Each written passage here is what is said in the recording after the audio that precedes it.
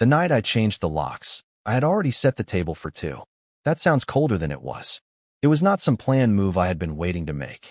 I did not wake up that morning thinking, tonight I finally end my marriage. I woke up like I always did, at 5:45, before the alarm had time to get loud. I made coffee, packed the same lunch I took to school almost every day, and stood in the kitchen while the house made all those small morning sounds I used to trust. The heater clicked on. The refrigerator hummed. The old floorboard near the pantry gave a little pop under my foot. Natalie's coffee mug was still in the sink from the night before. She had come home late again, dropped her purse on the chair, said she was exhausted, and gone upstairs with her phone in her hand. That phone had become like a third person in our marriage. Always face down, always on silent, always close enough that she could reach it before I could even glance at the screen. I used to tell myself I was being dramatic. Natalie worked in commercial interior design, and her job did come with late meetings, client dinners, site visits, all of that. She had always been good with people. Bright smile, quick laugh, sharp eye for rooms and colors, and what made a place feel expensive without looking too obvious. People liked being around her. I liked that about her too. But somewhere over the last year, work had started taking more than time. It took her attention first. Then it took her patience. Then it took the small parts of her day she used to bring home to me. She stopped telling me stories while I cooked. She stopped leaning against the counter after work. She stopped asking about my students by name, even the ones she used to remember. If I told her something funny from class, she gave me a half smile and looked down at her phone before I finished the second sentence. And I kept adjusting. That is what I had always been good at.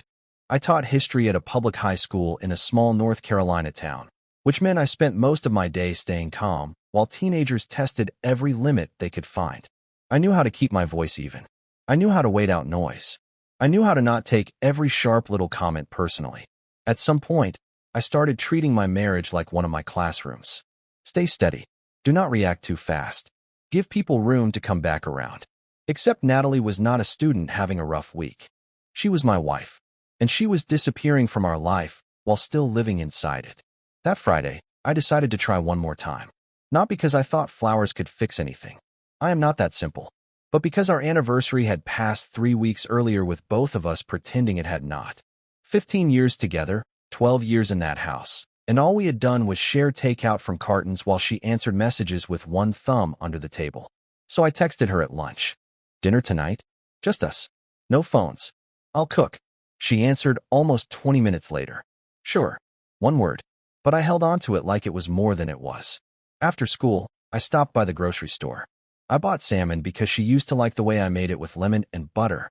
I bought asparagus, a loaf of bread, and the bottle of white wine she always said was too expensive unless we were making a night of it. Then I stood in front of the flowers longer than I should have, feeling like a fool, before picking the white tulips. At home, I cleaned the kitchen. I changed shirts. I set the table with the blue plates we bought during our first year in the house after arguing for 40 minutes in the store because she wanted square plates, and I thought square plates were trying too hard. We laughed about that for years. I put the tulips in a glass vase.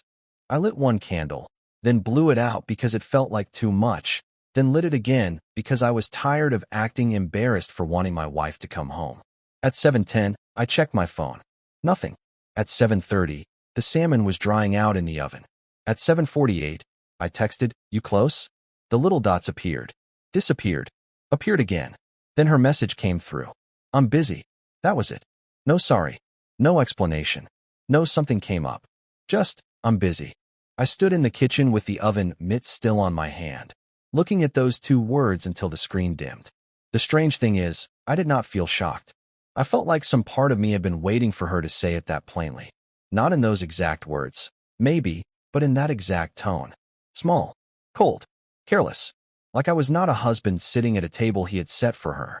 Like I was a calendar item she could slide to another day. I took the salmon out, turned off the oven, blew out the candle. Then I called a locksmith.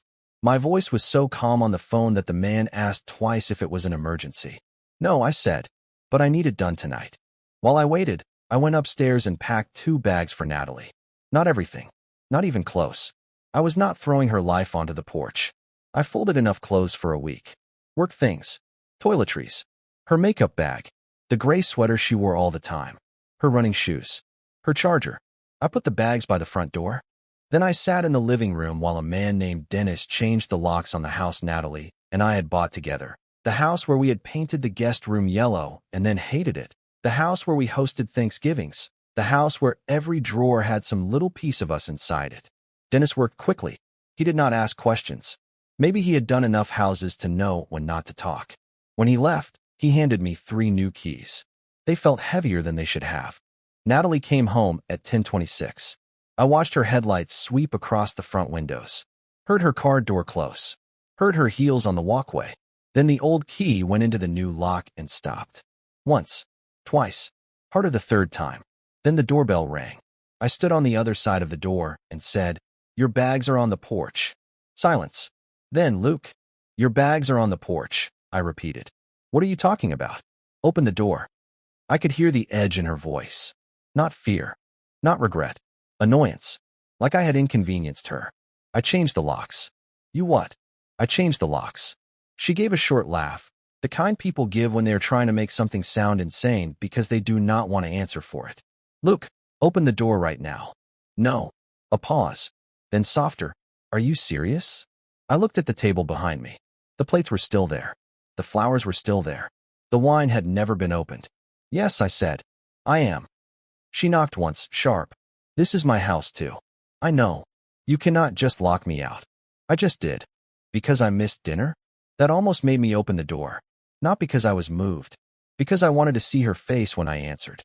But I stayed where I was. "No," I said. "Because you did not miss dinner. You dismissed me." She was quiet for a few seconds. Then her voice dropped. "I told you I was busy." "I know. You are acting crazy." "No," I said. "I am acting late." Another pause. From somewhere down the street, a dog barked twice. I could hear a car passing on the main road, tires hissing over damp pavement. Inside, the house felt too still. Natalie said, "Where am I supposed to go?" "I packed enough for a few days." "You packed my things?" "Yes." "This is humiliating." I almost laughed then, but nothing about it felt funny. "Good night, Natalie." "Luke, don't do this." Her voice changed on that last sentence. Just a little. The anger slipped, and something else showed underneath. Maybe panic. Maybe surprise that I was not playing my usual part. For years, I had been the reasonable one, the steady one, the man who let hard moments cool down before speaking, the man who apologized for his tone even when his point was fair, the man who made space for everyone else's confusion. That night, I had no more space to offer. "You should call whoever kept you busy," I said. I heard her inhale. Then nothing. A minute later, I heard the bags drag across the porch boards. Her heels clicked back down the walkway. Her car door opened, then slammed. The engine started, but she did not leave right away.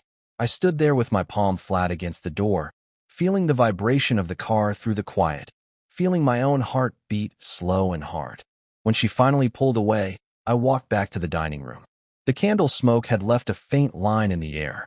The tulips had started to lean in the vase. Her plate was untouched, her glass empty, her chair pushed in like she might still arrive any second and make the whole thing ordinary again. I sat down at the table alone. For the first time in months, maybe longer, I did not wonder what I could do to bring her back. I only knew she could not keep walking in and out like I was a room she owned. And somehow, even with my hands shaking, that felt like the first honest thing I had done in a long time. By morning, everybody had an opinion about my front door. Natalie must have started calling people before she even found a place to sleep, because my phone lit up before my first cup of coffee was finished. Her sister, Claire. Her mother. Then my mother. Then Claire again, this time leaving a voice message instead of just texting. I sat at the kitchen table and watched the names appear like weather alerts. The house looked almost normal in daylight, which bothered me more than I expected. The blue plates were still stacked in the sink. The tulips were on the counter now because I had moved them there after sitting alone too long the night before. The bottle of wine was unopened beside the stove. Nothing in the room looked like a marriage had shifted for good. But it had. At 6:22, Claire called for the third time, and I finally answered. "Luke," she said, like she had been waiting with both hands around the phone. "What are you doing?" "Making coffee." "That's not what I mean." "I know." There was a sharp breath on her end. "Natalie is at Mom's house crying. She said you locked her out." "I did. Are you hearing yourself?" I looked toward the front door. The new key was on the table in front of me, separate from the old ones. Yes, you can't just do that after one bad night. That phrase landed exactly where she wanted it to. One bad night. Small. Manageable. Something a decent husband should absorb. It wasn't one bad night, I said. She said she had a work thing. She said she was busy. Luke. No, Claire. Don't soften it. She said, I'm busy. That was the whole message. She was embarrassed. She knows it sounded bad. She knew it sounded bad when she sent it. Claire went quiet. For a second, I could hear someone talking in the background at her mother's house. Maybe Natalie. Maybe Gail, her mother, already building the family version of the story where I had overreacted and Natalie had made a mistake. Then Claire said, marriages have rough seasons. I almost smiled, not because it was funny, but because every person who called me that morning seemed to have received the same script. Rough season. Misunderstanding. Don't be hasty. 15 years is too much to throw away. I let Claire talk for another minute. I let her tell me Natalie was confused, stressed, exhausted, not herself. I let her remind me that I was always the steady one, that Natalie needed me calm right now, that doing something dramatic would only make things worse. And there it was. The old job. Be steady so she could be messy. Be calm so she could avoid the full weight of what she had done. When Claire stopped, I said, I'm calling a lawyer today.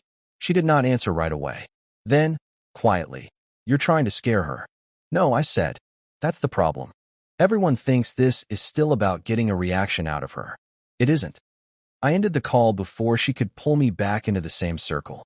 At school, I taught the causes of the American Revolution to second period like my life had not cracked open in the night. I wrote dates on the board. I asked questions. I told Marcus to put his earbuds away for the 4th time that week. I stood in front of 26 teenagers and explained how people can tolerate a long list of smaller injuries before one final act makes the whole arrangement impossible to accept. Halfway through saying it, I stopped with the marker in my hand. A girl in the front row asked, Mr. Frost, you good? Yeah, I said. Just thinking. The class laughed because they thought I had lost my place. I had not. At lunch, I sat in my truck and called a lawyer named Andrew Bell, whose office was above a bank downtown. He had handled my brother's custody paperwork years earlier. I told him I needed to talk about legal separation and dividing property. He asked a few careful questions. How long married? Any kids? Whose name on the house? Joint accounts. He did not sound shocked. That helped. He sounded practical, like I had called about a leaking roof. I can see you tomorrow morning, he said. I'll be there. After school, I drove home slowly. I was not ready for the house, but there was nowhere else I wanted to be. When I pulled into the driveway, Natalie's car was not there. Of course it was not.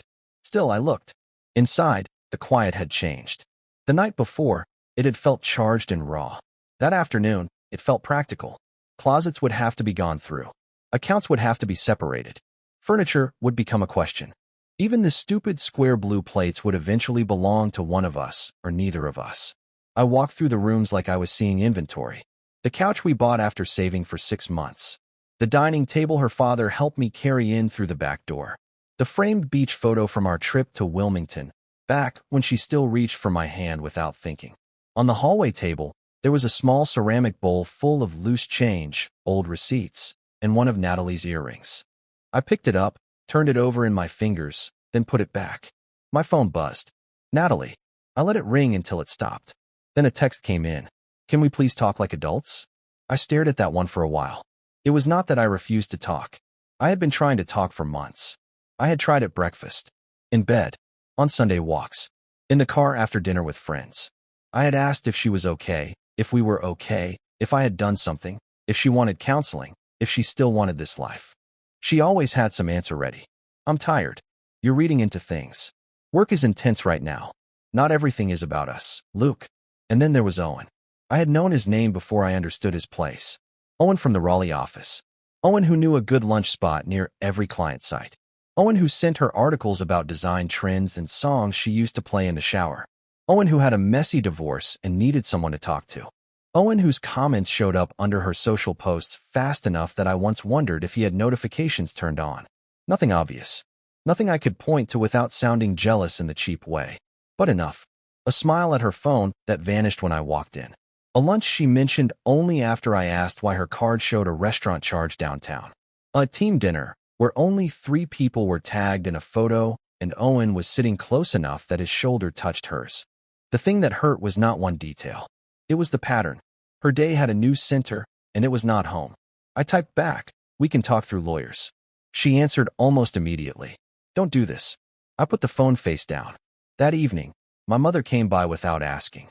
She stood on the porch holding a casserole dish like grief could be fed into submission. When I opened the door, she looked past me into the house. "She isn't here?" "No." "Oh, Luke." 2 words, and already I could hear where she was going. I let her in anyway. She put the dish on the counter and turned toward me. "Your brother told me you're talking to Andrew Bell. Tomorrow morning." She pressed her lips together. "Honey, I know you're hurt. I'm past hurt." "No one is past hurt that fast." "I didn't get here fast." Her face softened, and that almost got to me. My mother had seen me carry things quietly for most of my life. She knew the shape of it. But even she still wanted me to carry this one a little longer. "She made a mistake," she said. "She made choices. People can come back from choices. Not always." She reached for my arm.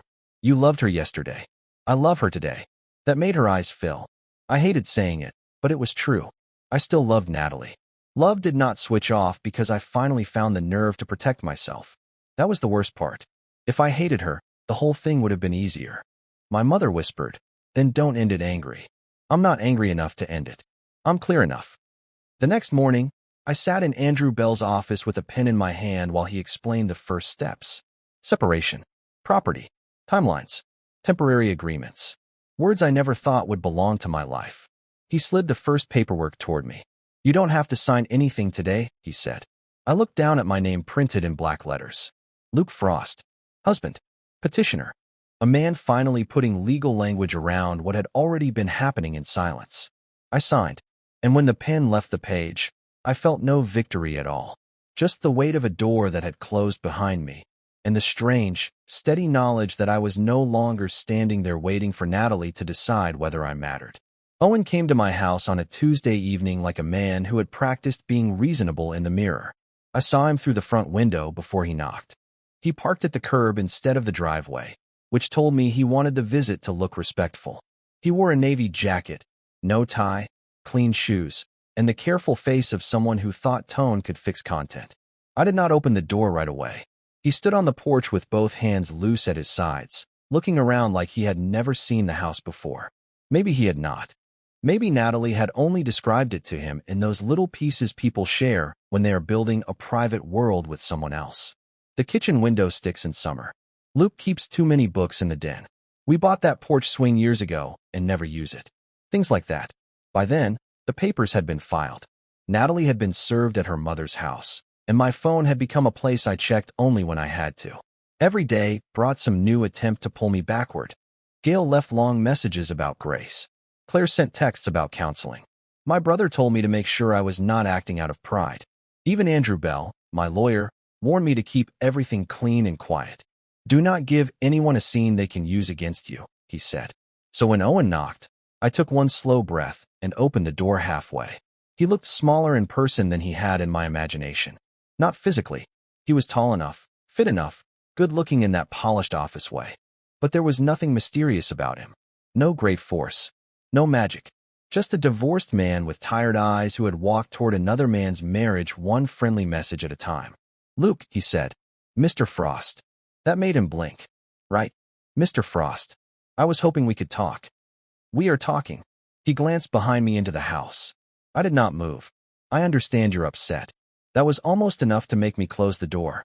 "No," I said. "You don't." He nodded too quickly. "Fair. I deserve that.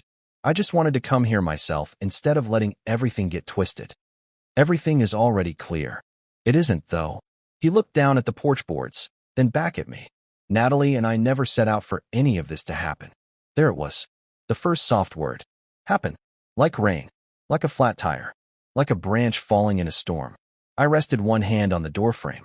"What exactly happened?" He swallowed. "We got close." That sounds comfortable. It was emotional support. She was unhappy. I was going through a rough time. We talked. That's all it was at first. At first. His mouth tightened. He knew he had given away more than he meant to. I said, "Did you come here to apologize or explain why you are not responsible?" I came because I think ending a marriage over this is extreme. For a second, I just looked at him. Behind me, the house was quiet. The same house where Natalie used to dance barefoot in the kitchen while waiting for pasta water to boil. The same house where I had sat through lonely dinners while she gave her best attention to a screen. The same house he had somehow entered without ever stepping inside. Extreme, I repeated. He lifted a hand. I'm not saying mistakes weren't made. No, you are saying them in a way that makes nobody sound like they made them. His face changed. Not much. Just enough. I stepped out onto the porch and pulled the door closed behind me. Owen took one small step back. I know what you want this to be, I said. You want it to be two lonely people who talk too much. You want it to be confusion. Bad timing. A friendship that got complicated. He did not answer. But you do not accidentally become the man a married woman messages before breakfast. You do not accidentally become the person she tells about her day before she tells her husband. You do not accidentally sit across from her at lunch again and again while she lies by omission at home. His jaw flexed. I kept my voice level. You chose it. She chose it. Every day? That is not confusion. That is construction. He looked away toward the street. I think he had expected anger. Men like him are prepared for anger. They can survive anger because it lets them become calm by comparison. What he did not know how to handle was a clear sentence spoken without heat. He said, "She told me you were distant." I believe she did. She said she felt invisible. I believe that too. I cared about her. I know. That's part of the problem. His eyes came back to mine. I said, "You cared in a way that fed the distance instead of respecting the line. Do not stand on my porch and pretend you were helping my marriage." For the first time, he looked ashamed. Not destroyed. Not noble. Just caught without any nicer words left. "I'm sorry," he said. I nodded once. "Good night." He opened his mouth like he wanted one final clean sentence, something that would let him leave with dignity. I did not give him space for it. I went inside and closed the door. That night, Natalie called from a number I did not recognize. I almost ignored it, but something made me answer. "Luke," she said. Her voice was rough. Not dramatic. Just worn down. "How did you get this number?" I asked. "Claire let me use hers." Of course. I walked into the kitchen and turned on the light. The room was too bright, too ordinary. "Owen came by," I said. "I know. Did you send him?" "No." A pause. He thought he could help. That seems to be his problem. She let out a small sound. Almost a laugh, but not quite. Then she went quiet. For once, she did not start with defense. No work excuse. No accusation that I was being cold. No reminder that the house was partly hers. She sounded like a person standing in the ruins after finally admitting there had been a fire. "I ended it," she said. I leaned against the counter. "With Owen?" "Yes." I did not answer. "It wasn't what you think." "Natalie. I mean, it was wrong. I know that. But I wasn't trying to replace you." "You did." "No, I didn't. You did it before you meant to. That does not change the result." Her breathing broke a little. "I was lonely," she said. "I asked you that." "I know. I asked you if you were lonely. I asked if we were okay. I asked if you wanted help." I didn't know how to say it. "So you said it to him." Silence. That silence was the first honest answer she had given me in months. Then she said, "I liked who I was with him." I closed my eyes for a second. There it was. The truth, ugly because it was simple. "With you, I felt like I had failed," she said. "Like every normal night proved I was stuck in something I was supposed to be grateful for. With him, I felt interesting again. I felt seen. I know how selfish that sounds." "It is selfish." "I know." "No," I said. "I need you to hear me. It was not only selfish because you wanted to feel seen. It was selfish because you let me keep showing up for a marriage you had already moved out of emotionally." She started crying then. Quietly at first, then harder. "I never meant to lose you. But you were willing to risk me.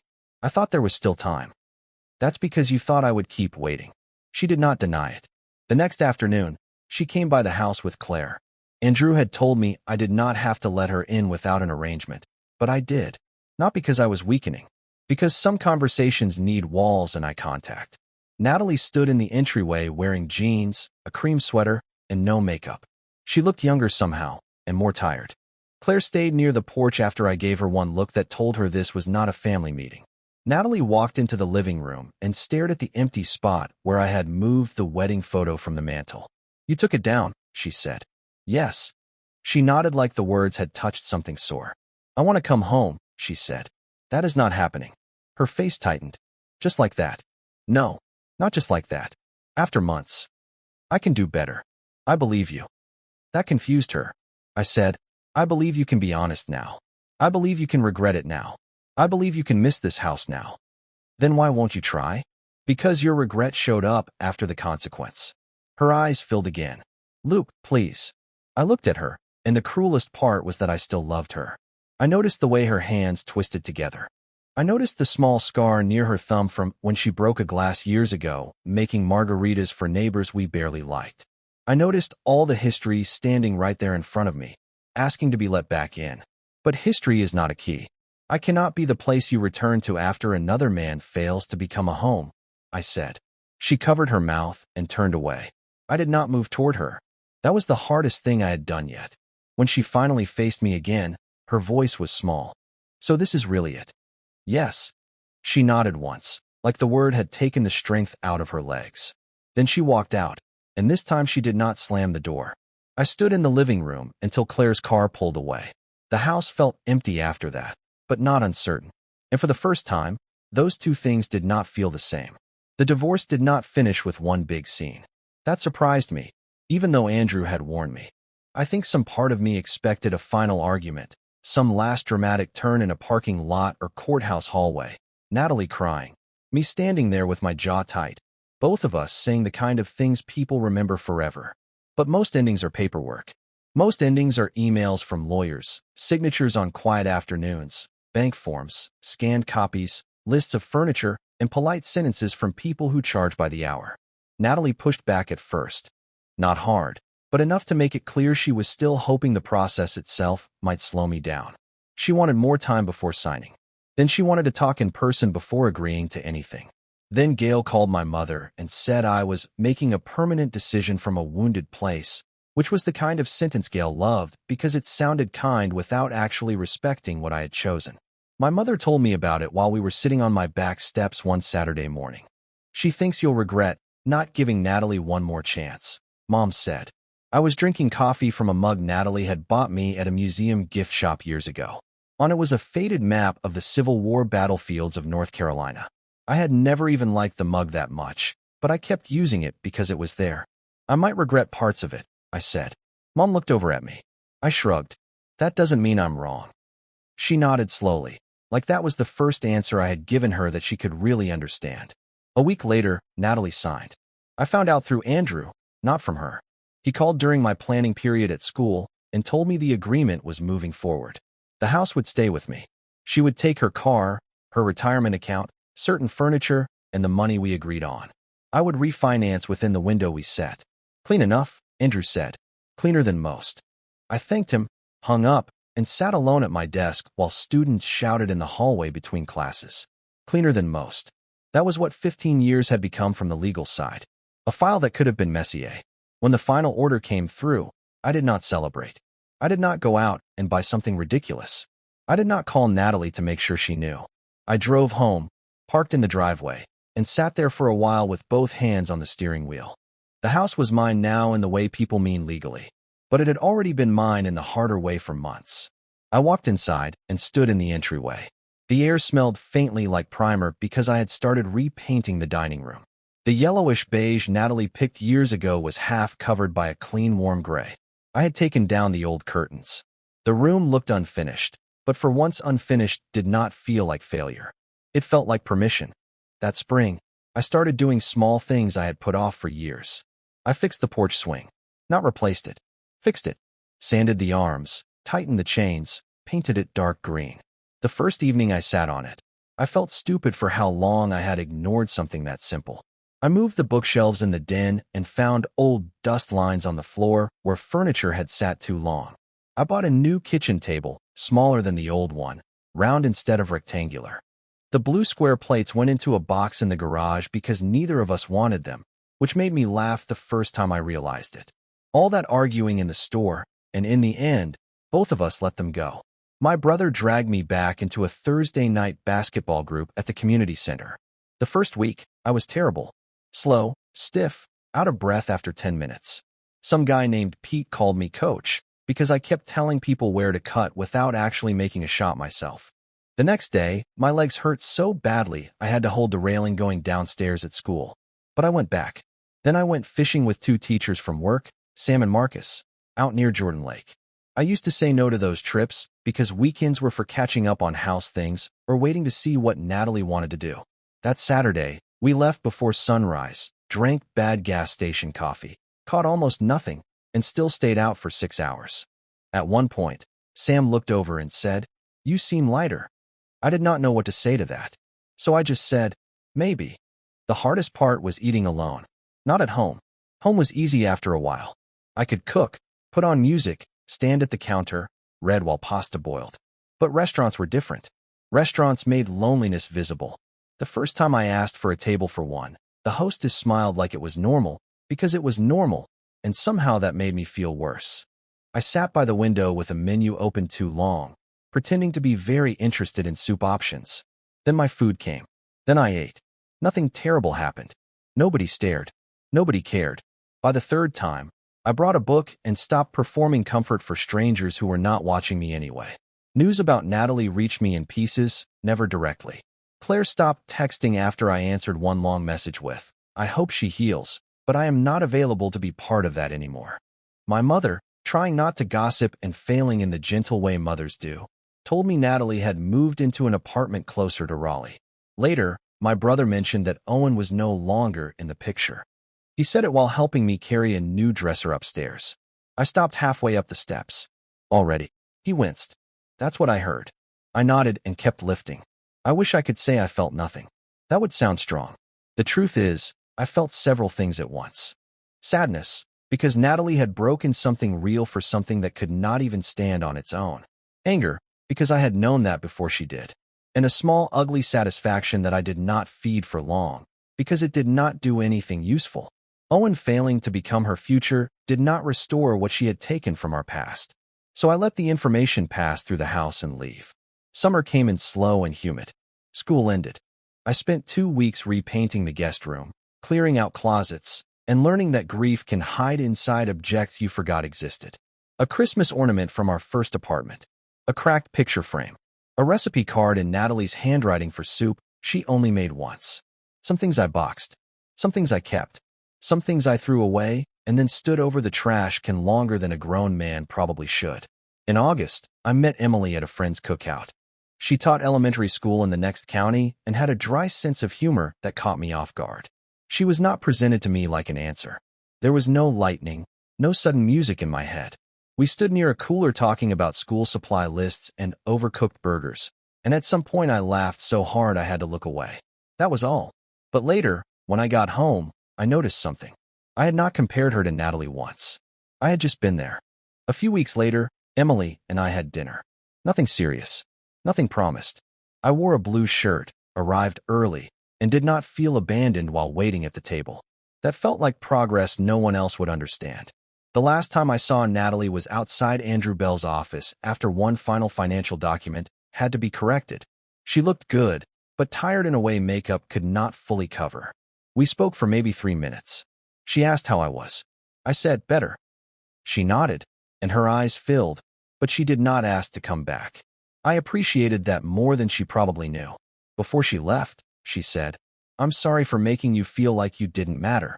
I looked at her for a long moment. "You didn't make me feel that," I said. "You treated me that way." She took that in. It seemed to hurt, but she did not argue. Then she whispered, "I know." We said goodbye without touching. That evening, I went home and sat on the porch swing until it got dark. The new lock on the front door caught the porch light when I went inside. For a second, I stopped and looked at it. People thought the lock was the cruel part of the story. It was not.